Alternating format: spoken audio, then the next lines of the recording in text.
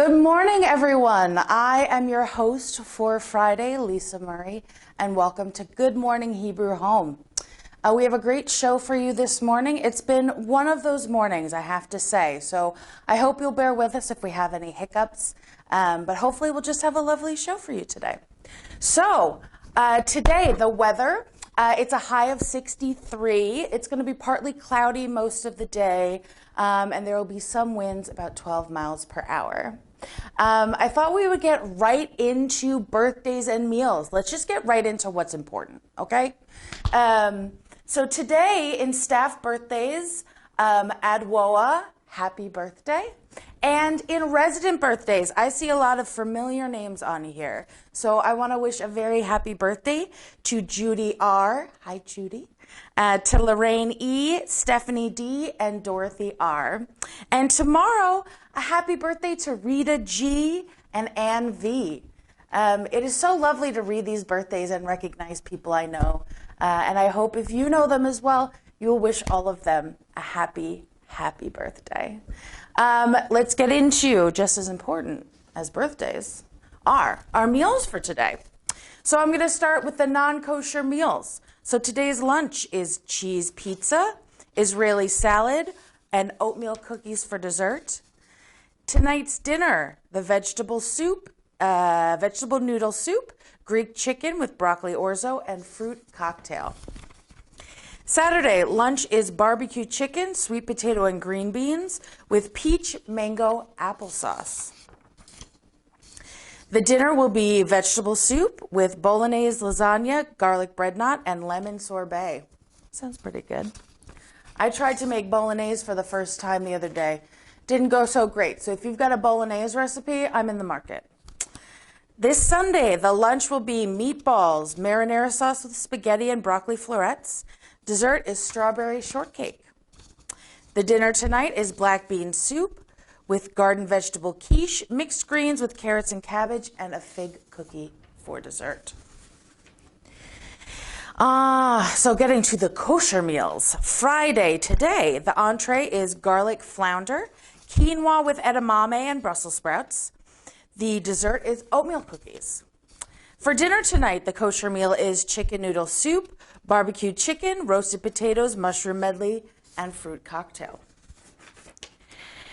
For lunch on Saturday, the lunch is cholent, potato kugel, peas, and peach mango applesauce. And for dinner, it's lentil soup, baked ziti, broccoli, and rice pudding. And Sunday for the kosher meals, the lunch will be tomato and rice soup with meatloaf and roasted potatoes and brownies for dessert. And dinner, a real classic matzo ball soup with salmon burgers, kasha, roasted green beans, and fig cookies. That sounds pretty good. Sounds like it'll be a good bunch of meals over the weekend. And especially on Sunday, I want to wish all of our mothers or women who have played a motherly role. I know that not everyone biologically has a child, but many of us have played that mother role for others in our lives. So a big happy Mother's Day to you all on Sunday. And speaking of caring for others, I have a lovely good news story for you today. So in fishing lore, tall tales abound. Whether it's the one that got away or the one that jumped right into the boat, pretty much every story involves a fisherman catching a fish, not the other way around. But in a plotline straight out of Disney, an adorable aquatic denizen of Japan's Tateyama Bay has captured one man's heart in a friendship that's lasted close to 3 decades. Yoriko, an Asian sheep's head wrasse, kobudai in Japanese, first met scuba diver Hiroyuki Arakawa nearly 30 years ago when he was supervising the construction of an underwater Shinto temple gate 56 feet below the surface of the bay. Now that's just an aside in the story, but I would love to hear about that underwater temple gate. That sounds great too. Arakawa started diving at the age of 18. Now 79, he still loves his sojourns in the deep water. His long-standing kinship with Yoriko is certainly one of the highlights. He says, "I say we understand each other," he said in an interview for Great Big Story. "Not that we talk to each other. I kissed her once. I'm the only person she'll let do it. Over time, the fish with an almost human-looking face, when you look really close, you'll think she looks like someone you know, Arakawa jokes. And her human companion became UWBFFs. Now that stands for Underwater Best Friends Forever. A new one to me. I haven't heard that one before.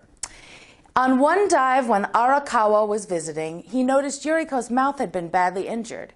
Even so, she came to greet him.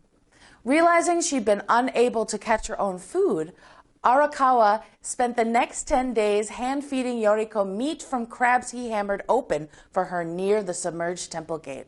Isn't that lovely? Thankfully, Yuriko bounced back from her injuries fairly quickly.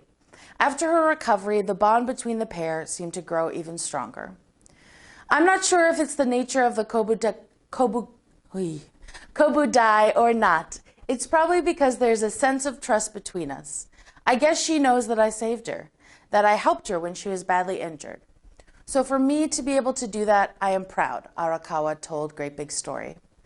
I have an amazing sense of accomplishment in my heart. Isn't that such a sweet story? So it sure sounds like this is one human who's been truly caught in a net of love, and we'll bet Yoriko has no plans to toss him back either. So I thought I would show you a little video. This video has subtitles for the Japanese language, but if you can't see the subtitles where you are, please just enjoy the vision of this man and this fish. Isn't that a wonderful story? I also just loved getting to see that fish, but I also loved part of the story is an older adult, and I thought it was such a great story for us to start off. This May is Older Americans Month, and so we have a lot of exciting things to look forward to, celebrating so many of our older adults that I have the privilege of getting to see be resilient and wonderful and creative every single day. And one of those things is we're going to be having a concert on Wednesday, May 12th. That's this upcoming Wednesday. You can come down to the Winter Garden for it at 2:30 Wednesday, or you can watch it on your television on Channel 8. We'll be both broadcasting it and allowing some room for some residents to come down. I really hope you'll make it down. Our staff have done some wonderful work highlighting some of the achievements of older Americans at the home and outside of the home. So tune in for that one. So that's it for us today. Tune in later today. We've got at 11:15 on Channel 8, we've got Catholic services, and 3 p.m. we have Shabbat Shalom. Our Broadway matinee of the day is a classic favorite, Gypsy. If you haven't seen it, today, 2 p.m. on Channel 88, we'll be showing Gypsy, so please tune in. I think we've got some really great musicals. If you would like to catch more episodes of Good Morning Hebrew Home, there will be a repeat tonight on Channel 88 at 6:30, and you can catch the rest of all of our episodes on YouTube. Make sure to smash that like and subscribe. So for Good Morning Hebrew Home, I've been Liisa Murray. I hope you have a wonderful weekend, and we'll see you back here on Monday.